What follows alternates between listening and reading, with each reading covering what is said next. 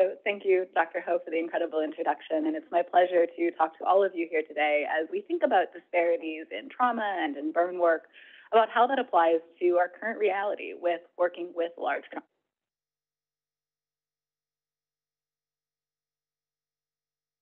Before getting started, I do need to disclose that as an MD PhD student, I do receive funding through the National Institute on Aging and via Yale's Medical Scientist Training Program grant. So one of the first questions that we think about when faced with large data sets, and by this I mean data that's available in a clinical registry or large national sets of billing claims where we draw from hospital records to try and understand what's happening with patient populations. And so there's a variety of ways that studies can be designed, but a lot of times when we're thinking about working with existing data pulled from real-world experiences of patients and the people around us, we're looking at what are formally defined as observational studies. And while these come in a number of different fashions, because we're working with existing and, by definition, historical data, the vast majority are what are formally defined as retrospective cohort studies. And what I mean by that is that we're using existing data to try and understand an outcome of interest and a given exposure that helps them underlie it. And so, for an example, because I know we have a mixed audience with us today, you can imagine an interest in trying to understand racial and ethnic differences in children who experience traumatic brain injuries. So you turn to a registry, such as in this case, the National Pediatric Trauma Registry from 1996 to 2001, and look at a variety of outcomes, including in-hospital mortality, access to rehabilitation services, and functional deficits. You can imagine fitting some sort of risk-adjusted model and getting out something like the canonical odds ratios for mortality that we see so commonly presented in the literature today. And if this feels like an oddly specific example, it's because it is. This reasonably straightforward study, by a lot of our thinking in today's definitions, was one of the first times on a national stage that a young trainee by the name of Dr. Adel Haider and his mentor, Dr. Eddie Cornwell at Hopkins, challenged the assumption that in the care of patients presenting for emergency care, despite best efforts by providers to do what we can, disparities in disparate outcomes can and do exist,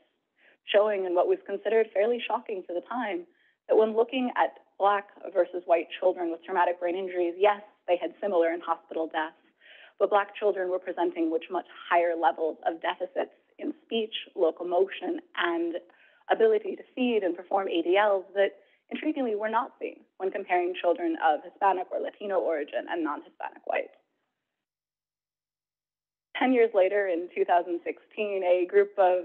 intrepid research fellows working under the same surgeon who is now leading at the Center for Surgery and Public Health up at Harvard continued to, much to his amusement, challenge the status quo of what we know in these large databases. For while major strides have been made in 10 years, including the development, and you'll see highlighted in the text, of things like the National Trauma Data Bank and its sort of sister administrative database, the National Inpatient Sample, that I'll be talking about more in this study, there remained very real challenges in the type of data that we were able to get our hands on and the type of questions we're resultantly able to ask. And so what this viewpoint published in JAMA Surgery, much to Dr. Haider's amusement at the time, showed was that when we looked and reached out to each of the 50 states, plus the District of Columbia, the vast majority had no information on what was happening once patients left hospital doors. And those that did were at most typically following out for readmissions within 72 hours. And while that's critically important, it left very real questions about what we were able to pull from the data that we had access to and the policies and planning we were making based on those results. So a big portion of this talk is then, what are we working with today? And what are these large data sets that we have access to at our hands? And they come, as I've mentioned already, in the form of clinical registries from things like the National Trauma Data Bank, or for operative emergency patients and burns, and things like the American College of Surgeons National Surgical Quality Improvement Program, but also a host of federal and publicly available data sets through organizations like the Centers for Medicare and Medicaid Services, the Centers for Disease Control and Prevention, and what you have probably heard presented many times is through organizations like AHRQ, or the Agency for Healthcare Research and Quality, a family of administrative databases known formally as the Healthcare Cost and Utilization Project. Now, in 15 minutes, I don't have time to go through all of these in great detail, but I want to touch on some of the kind of common thinking and challenges and a few creative solutions that have been addressed because of these.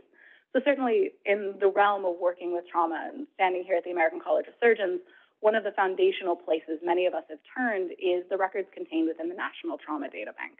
And a lot of this has been developed in the early 2000s and continue to expand today in partner with its sister program, the Trauma Quality Improvement Program, to offer clinically nuanced detail from a convenient sample of mostly larger trauma centers that opt to collect their information so that it can be studied and understood to try and promote the betterment of care for their patients. While it's a powerful resource, it does remain a convenient sample of, as I noted, mostly larger trauma centers, with, although changing, historically limited follow-up for these longer-term outcomes. And yet, for that nuance, it remains a very real staple of trauma disparities research. And you can see examples here from the last 3 years of 2021, 22, and 23, covering a variety of topics, from racial and ethnic disparities in pediatric firearm injuries, to how insurance and access to care influences outcomes for subdural hematoma and traumatic brain injury, to a recent and somewhat creative use of these claims to try and understand variations in the detection of suspected child abuse among patients presenting with traumatic injuries. A very similar database in many ways, although lacking some of the clinical detail because it is drawn from inpatient billing claims, is a national inpatient sample as a part of the Agency for Healthcare Research and Quality's HCUP datasets. Now, this is drawn from individual state hospital billing records, and national weights are available to try and interpret it on a larger US-based scale. And much like the clinical registries we see, we again deal with challenges about data that has already been collected and having to work with information that is available, which for NIST for many years limited, again, this follow-up to inpatient only. Now, that has started to change when in 2012, they rolled out a sister database known as the Nationwide Readmissions Database, which does allow for longitudinal tracking of information, but because of the states that it is built from, does not provide information on things like race or ethnicity. A reality also found for those that want to look at ambulatory presentation CED or observational versus longitudinal stays with the corresponding nationwide emergency department sample. But much like NTDB, we work with what we have, and there continues to be a rich body of literature. Again, here are examples from neurosurgery published in 2021, orthopedics in 2022, and again, an interesting study from the more general surgery practice published earlier this year, in which groups were using dispositions from trauma centers to try and understand integration with mental health needs and inpatient psychiatric treatments on a national scale among patients who had presented with self-inflicted injuries and suicidal ideation. But what that then presents a challenge with is if we're forced to deal with data that we have access to, we end up with things like the sort of infamous Social Security Administration categorization of race as a hybrid of race and ethnicity that collectively groups patients into very broad buckets of non-Hispanic Black, non-Hispanic White, Hispanic, regardless of ethnicity, Asian, Native identities, and other. And so sometimes the challenge when thinking about database research is it's never going to have everything you want. So how can you get at the questions you want using what you have? And so in 2 examples of studies that I'll pull from in this collaboration that we did with the Pan American Trauma Society, where we broke down by different states that are known to have different ethnic compositions, so California, New York, and Florida, and looked in this case how racial and ethnic disparities among emergency general surgery patients differed once we start to try and tease apart what it means to be, quote, Hispanic into the very real different lived experiences that that large population represents. In 2021, leadership from the Latino Surgical Society took this one step farther, using a sort of unique resource that the state of New Jersey publishes within its state inpatient database to actually have a variable that talks about specific ethnic identities. And to tease this out, yes, looking at differences in emergency surgery outcomes between Hispanic and non-Hispanic white patients, but also further asking what it means to be a Latino of Mexican ancestry, a born U.S. citizen from Puerto Rico, or variations in identity from the Cuban population versus a collective term they used here for those descending from Central or South American ancestry. Medicare remains another powerful tool that is a little bit more difficult to access, but is increasingly becoming relevant, particularly when studying the outcomes of older adults. Like the HCUP datasets, it remains driven from billing claims, but somewhat unique because of the nature of Medicare and being government-provided health insurance with more robust records, is that we are able to actually have longitudinal data that can be followed for all individuals over 65. And I say that with a caveat of it does not include older adults with other forms of insurance who might not be eligible for Medicare, or unless you have certain access to data, patients enrolled in alternative options such as Medicare's managed care payment plans. Access and data analysis are a little more difficult here, typically requiring grant funding, servers for security, and a longer drawn-out process of getting clearance and access through the Centers for Medicare and Medicaid Services. Like any form of billing claims, it is limited to clinical detail available in those billing claims and focuses, while in great detail, on a very specific portion of the patient population. Now, one of the strengths of this work relative to some of the challenges we see with resources like NTDB is that we have access to all hospitals where patients are presenting. And in this map drawn from one of my own publications earlier this year, you can see where older adults with trauma are presenting to, yes, level 1 and 2 trauma centers, but also smaller and non-trauma centers across the United States, including U.S. hospitals in places like Puerto Rico and the Virgin Islands. But Medicare, while powerful, also has its own issues. And drawing here back to this sort of stereotypical example of working with Social Security Administration race-based data, we had a study where we were looking at longer-term outcomes, racial ethnic disparities for, okay, my slides to work, sorry guys.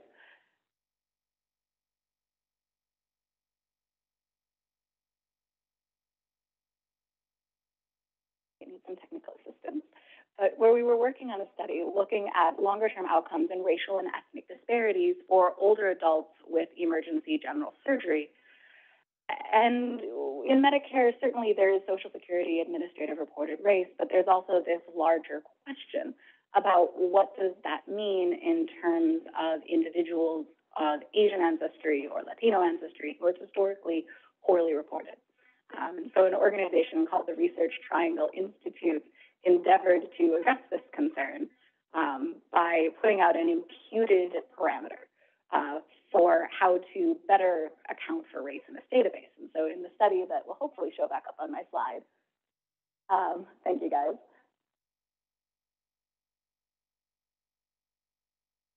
We were looking at outcomes using both of these parameters and in sensitivity analyses, trying to understand, does it make a difference? And while in that particular study, it didn't change our conclusions, I bring this up, and you can see this for the two different definitions of race that I was talking about.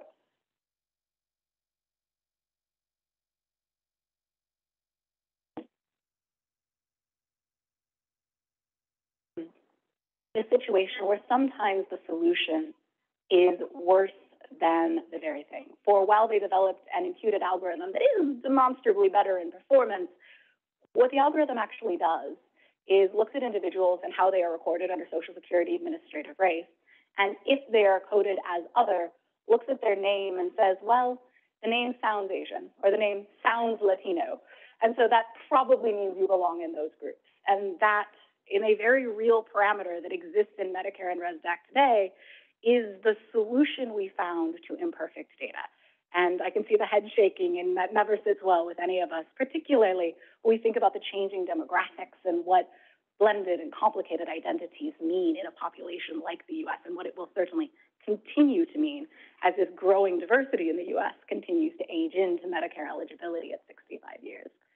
The final data set I want to talk on is the American College of Surgeons National Surgical Quality Improvement Program, which, while separate from trauma captured in NTDB, is where many of our operative patients requiring operations for burn or emergency surgery exist. And now, historically, this is not a data set that has included non-operative management of patients with things like small bowel obstructions, but as with many things in this field, continues to be rapidly changing. And we see pilot testing in the late 2015 to 2020 of a broader registry that the college is considering that incorporates these patients. Ongoing discussions from AAST last year about how quality can be evaluated in those, and the very recent and ongoing rollout about kind of a sister program to the Trauma Quality Improvement Program, known as the Emergency General Surgery Verification Program, that is starting to raise these questions for some of our other avenues of practice.